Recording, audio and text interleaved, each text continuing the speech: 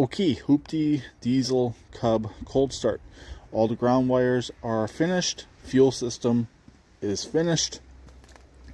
We have a fuel filter on here. I actually use this wire that was already on the engine to hold my fuel filter. Worked perfectly instead of taking it off. Let's click the key on. We should have power to the fuel pump. None of the power wires are done.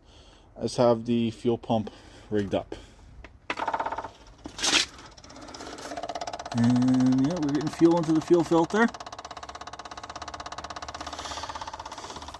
Throttle up. And let's see what happens. This needs to be moved.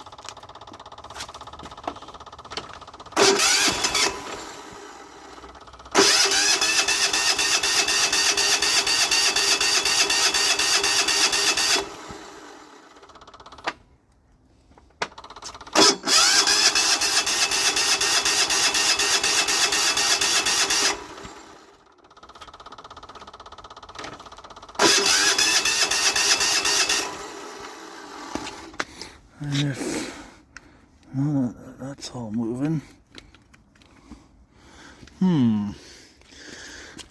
it's never not started.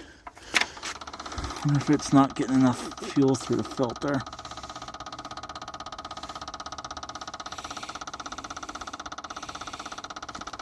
The pump is going the correct direction.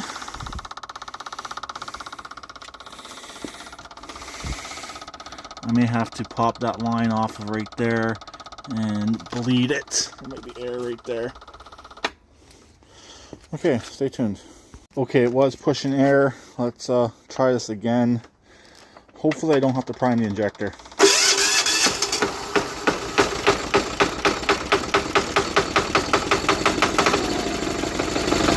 There we go.